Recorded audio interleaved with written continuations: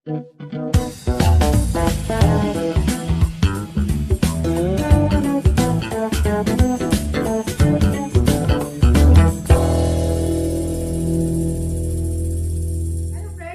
संक्रांति का त्योहार आने वाला है। ये त्योहार ऐसा है जो पूरे देश में मनाया जाता है और इसे जगह जगह पे अलग अलग नाम से मनाया जाता है। और इस त्योहार को बच्चे और बड़े मन से मनाते हैं। बच्चे तो क्या करते हैं, छत पे चढ़ जाते हैं और खूब पतंग उड़ाते हैं, और हम बनाते हैं मजेदार उनके लिए पकवान। और आज मैं अपने बच्चों के लिए और अपने परिवार के सभी सदस्यों के लिए बनाने जा रही हूँ दाल के मंगोड़े और मावा और तिल के लड्डू, जो खाने में तो बहुत ही स्वादिष्ट होते हैं। नमस्कार, मैं प्रतिभा आप सबका स्वागत करती हूँ हंगर्स कॉर्नर में। तो देर न करते हुए हम रेसिपी शुरू करें, और आप भी जरूर ट्राई कीजिएगा ये दो मजेदार रेसिपी। तो चलिए रेसिपी बनाना शुरू करते हैं। गैस पे हमने कढ़ाई रख ली है और इसमें हम 2 कटोरी तिल डाल देंगे। तो कटोरी से ही हम सारा मेजरमेंट लेंगे, और ये मैंने दूसरी कटोरी डाल दी है। और तिल को हम पहले भून लेंगे।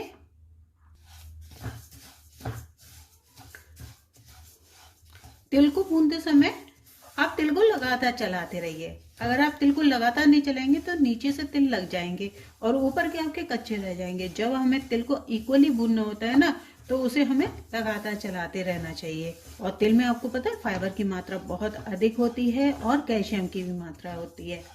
तो फाइबर आपके पाचन तंत्र को दुरुस्त रखता है और कैल्शियम आपकी बोन्स को स्ट्रांग रखता है। और तिल को आप विंटर में इसलिए खाते हैं क्योंकि तिल की तासीर गर्म होती है, और ये विंटर में खाने से हमारे शरीर को ठंड कम लगती है, इसीलिए हम इसे विंटर में खाते हैं। तो चलिए, तिल हमारे भुन गए हैं। आपको दिख ही रहा होगा कि कलर चेंज हो गया है और हमें थोड़ी सी चटर पटर की आवाज भी आ रही है। और चटर पटर की आवाज आती है तो समझ जाइएगा तिल आपके प्रॉपर भुन गए हैं। तो अब इन तिलों को मैं एक प्लेट में निकाल लेती हूँ। अब उसी कढ़ाई में हम थोड़ा सा घी डाल देंगे, और घी गर्म हो गया है। घी में हम मेवे फ्राई कर लेंगे। तो मेवे में मैंने लिए हैं कद्दू और तरबूज के बीज और काजू और बादाम। तो इनको हम फ्राई कर लेंगे। तो ये देखिए, ये ग्रीन कलर के होते हैं ना, ये होते हैं आपके कद्दू के बीज। इनमें प्रोटीन की मात्रा बहुत अधिक होती है। तो ये मेवे को भी आप लगातार चलाते रहिएगा, इससे क्या ये भी प्रॉपर अच्छे से भुन जाएगी।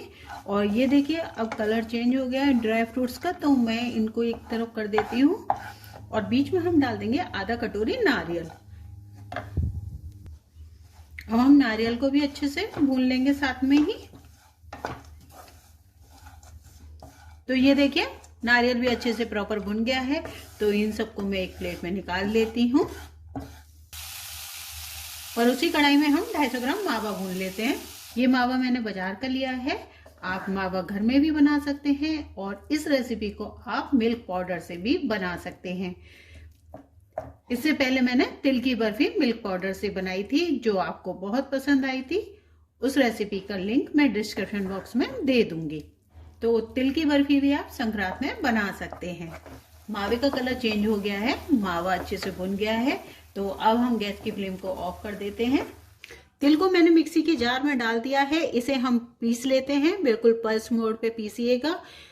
इसका हमें पाउडर नहीं बनाना है, दरदरा रखना है। और तिल का हमें पाउडर नहीं बनाना है, तिल को बिल्कुल दरदरा रखना है। तो एक ही बार चलाइएगा और तुरंत बंद कर दीजिए। तो मैं इसे पीस लेती हूँ। तो तिल मैंने पीस लिए है, तो आप देख सकते हैं बिल्कुल मैंने फाइन पाउडर नहीं बनाया है। तिल बिल्कुल दरदरी सी है, ये देखिए। तो इसे हम मावे में ऐड कर लेते हैं।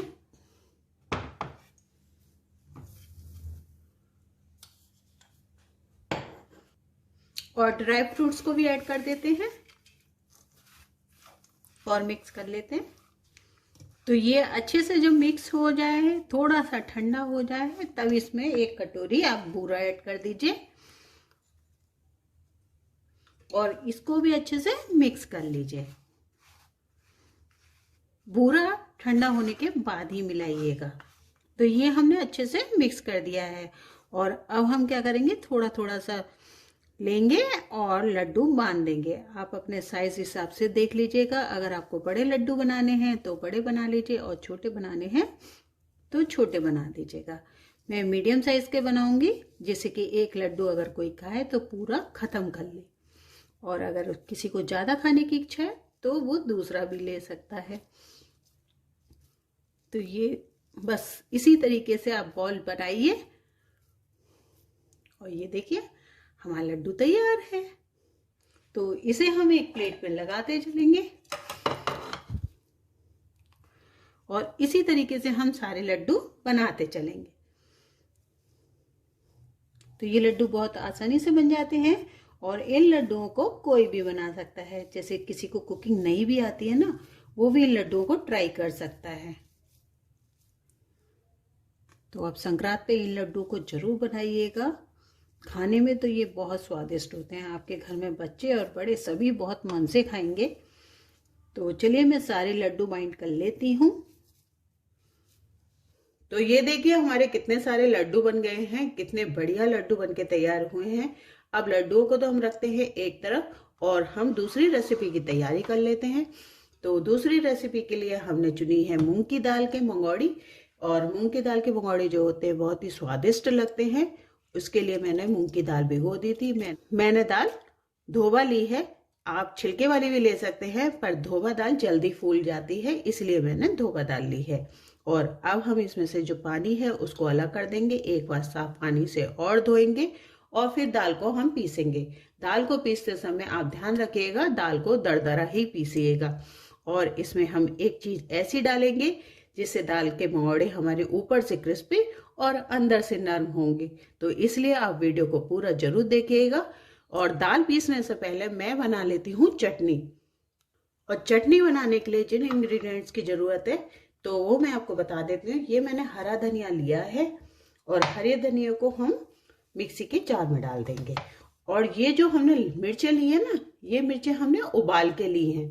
कभी आपके पास अगर हरा धनिया नहीं है तो आप इन उबली हुई मिर्चों से भी चटनी बना सकते हैं। मात्र इन मिर्चों से भी आपकी चटनी बहुत ही टेस्टी और बढ़िया बनेगी। मात्र इसमें नमक और आपको आमचूर ऐड करनी पड़ेगी। तो ये बहुत कम इंग्रेडिएंट्स में चटनी बनके तैयार हो जाती है। तो मैं आपको दिखा देती हूँ। तो ये हमने मिर्चें डाल दी हैं इसमें।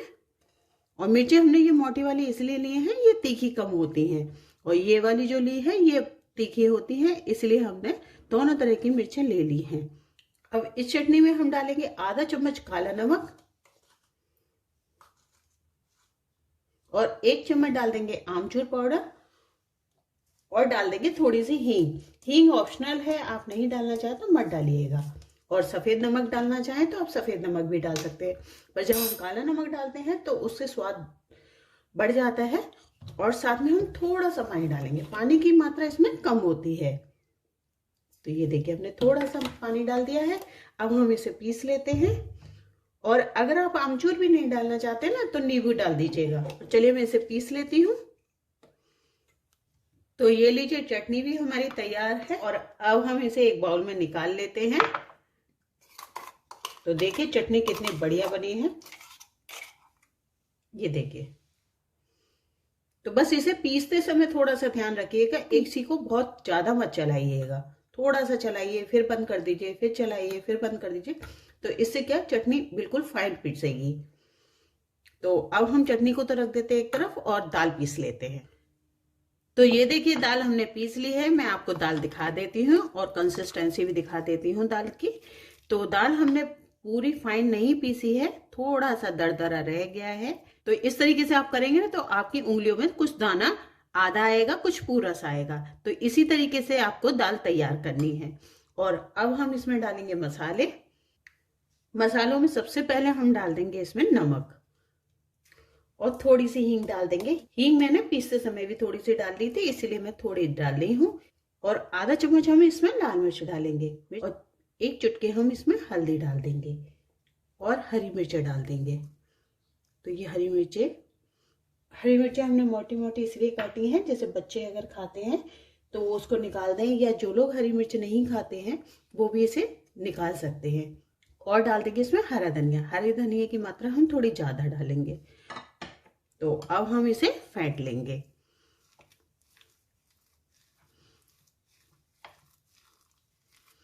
आप चाहे तो इसे हाथ से भी फेंट सकते हैं, पर हम हाथ से भी फेंटेंगे, पर पहले अच्छे से मिक्स कर दें। और गैस पे आप कढ़ाई रख लीजिए, उसमें सरसों का तेल डाल दीजिए। सरसों का तेल डालने से मंगोड़े और स्वादिष्ट बनते हैं। आप अगर कोई और तेल इस्तेमाल करते हैं तो वो भी डाल सकते हैं, सरसों का तेल यानी मस्टर्ड ऑयल। तो ये हमने अच्छे से मिक्स कर लिया है। तो चलिए अब हाथ से भी फेंट लेते हैं। हाथ से फेंटने से पहले मैं आपको बता दूं कि हम इसमें क्या डालने वाले हैं जिससे मंगोड़े हमारे क्रिस्पी और सॉफ्ट भी बनेंगे। तो ये हमने एक चुटकी लिया है बेकिंग सोडा। आप बेकिंग पाउडर भी डाल सकते हैं, तो बेकिंग पाउडर की मात्रा थोड़ी सी बढ़ा लीजिए और इसको अब हम इसमें डाल देंगे। देखिए आपने देखा होगा कि कितनी कम मात्रा में लिया है।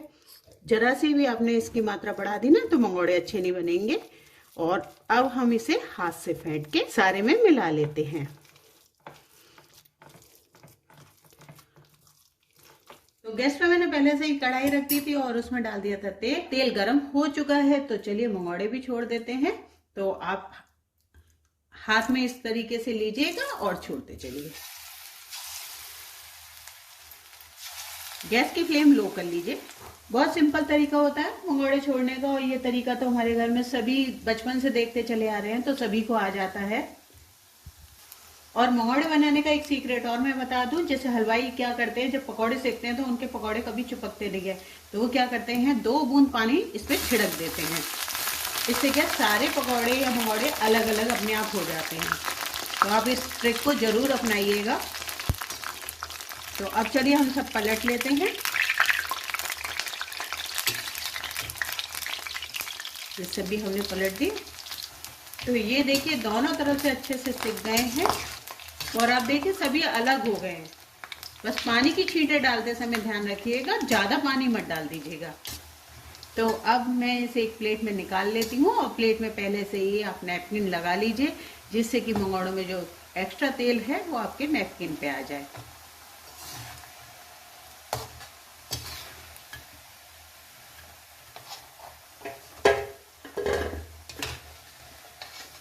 और इसी तरीके से मैं सारे मंगोड़े सेक लेती हूँ, ठीक है।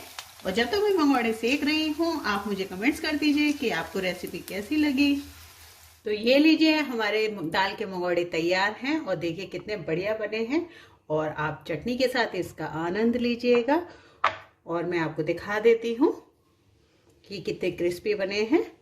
ये देखिए, ये जो आवाज़ सुन रहे हैं ना, यही आपको बताती है कि मंगोड़ा कितना क्रिस्पी बना है। और अंदर से भी मैं दिखा देती हूँ, तो अंदर से देखिए कितने सॉफ्ट बने हैं।